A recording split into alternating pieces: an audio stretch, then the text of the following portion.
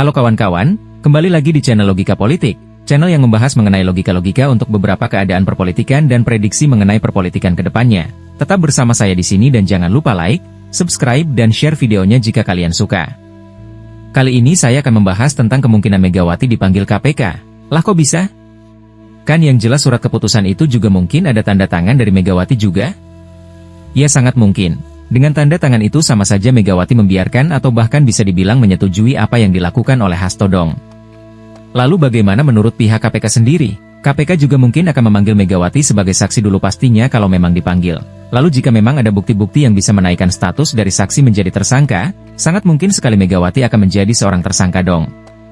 Nah, jika Megawati menjadi tersangka, maka ini adalah yang pertama kalinya di Indonesia seorang mantan presiden yang menjadi tersangka sebuah kasus. Hahaha, seru kayaknya nanti. Sebelumnya, kita lihat dulu video wawancara KPK dengan wartawan ya. Budiman pernah bilang ketua KPU yang lama, ada tanda tangan Pak Hasto dan Ibu Megawati di surat PAW Harun Masiku. Apakah ada pemanggilan Megawati nanti rencana itu? Bila penyidik merasa hal tersebut dibutuhkan dalam rangka pemenuhan unsur perkara yang ditangani, maka akan dilakukan.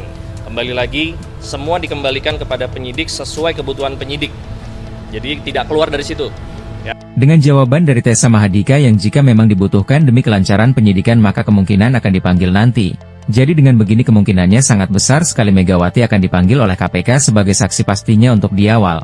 Dan jika memang terbukti Megawati menandatangani surat keputusan PAW itu, ya malah makin kompleks nanti kasusnya. Hahaha. Lalu bagaimana jika memang Megawati juga gak hanya ikut tanda tangan, tapi juga ternyata ikut membantu melancarkan Harun Masiku baik dalam penyelesaian suapnya, atau dalam melindungi Harun Masiku? Ya saya enggak tahu ya. Yang jelas kenapa Harun Masiku hingga saat ini masih belum juga ditemukan, kemungkinannya ada orang besar yang melindunginya. Tapi dengan dipanggilnya Bu Megawati, maka kasusnya akan lebih terbuka selebar-lebarnya nanti, jika memang Bu Megawati bisa komunikatif ketika ditanya oleh KPK nanti.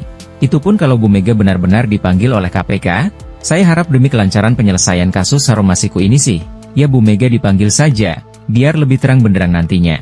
Lalu bagaimana respon anggota PDIP nanti jika Bu Megawati ternyata dipanggil beneran oleh KPK?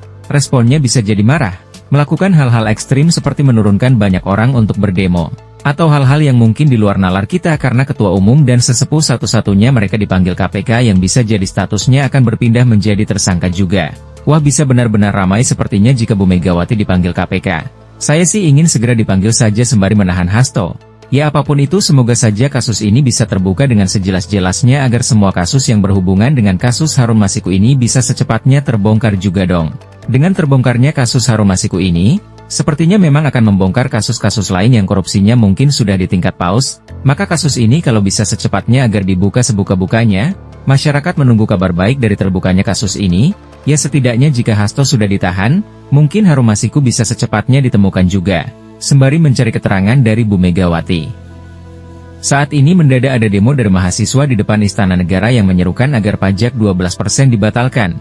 Apakah ini juga ada hubungannya dengan ditangkapnya Hasto? Ataukah memang benar-benar murni keinginan dan harapan dari para mahasiswa itu?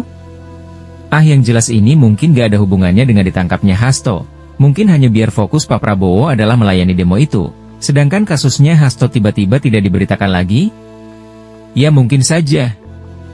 Ayo KPK.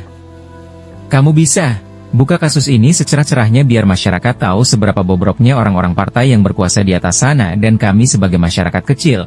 Masyarakat bawah bisa belajar dari perjalanan orang-orang di atas itu dan bisa berpikir ulang mengenai siapa yang harus kami pilih nantinya dan siapa yang harus ditinggalkan.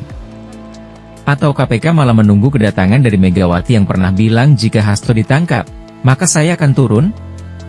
Ya kalau menunggu Bu Megawati turun, ya enggak tahu kapan mau turun dan mendatangi KPK. Bisa jadi mendatangi KPK-nya setelah Hasto benar-benar ditahan oleh KPK, kan percuma, bisa jadi mentok kasusnya nanti. Dan setelah Hasto ditetapkan menjadi tersangka, kok banyak sekali penggede-penggede PDIP yang gak muncul di media ya? Dan saya masih kangen dengan Pak Bambang Wuryanto alias Bambang Pacul. Bagaimana responnya mengenai Hasto yang sudah menjadi tersangka itu? Malah gak kedengeran belas ya? Ya mungkin karena nama Pak Pacul ini masuk ke bursa pengganti Hasto. Bisa jadi enggak mau berkomentar yang mungkin pada akhirnya menjadi blunder lagi. Pak Bambang Pacul memang cerdas dan top memang. Sebagai presiden para Korea, dia memang layak menjadi pengganti Hasto Kristianto itu. Bahkan Bu Megawati sendiri setelah Hasto ditetapkan menjadi tersangka, enggak bersuara sama sekali mengenai ditetapkannya Hasto itu. Mungkin takut blunder lagi, atau ada hal yang memang ketika berkomentar malah akan membuka hal baru lagi, atau ketika berkomentar akan mendapatkan serangan balik dari masyarakat banyak lagi, atau apalah enggak tahu juga saya. Sudah lihat video respon dari Hasto Kristianto sendiri setelah ditetapkan menjadi tersangka? Kalau sudah, saya malah sangat bingung sekali dengan pernyataannya yang mengatakan begini. Kami adalah warga negara yang taat hukum. Taat bagaimana, Pak? Kan sampean sudah menjadi tersangka. Hukum apa yang sampean taati? Walah, malah jadi membingungkan juga. Hahaha, asli pengin ketawa saya ngeliatnya. Taat hukum kok jadi tersangka? Seharusnya kalau taat hukum ya jangan melanggar hukum dong. Ah gimana sih? Atau masih beranggapan bahwa dirinya menjadi korban tuduhan KPK juga? Wah kalau begitu ya malah aneh.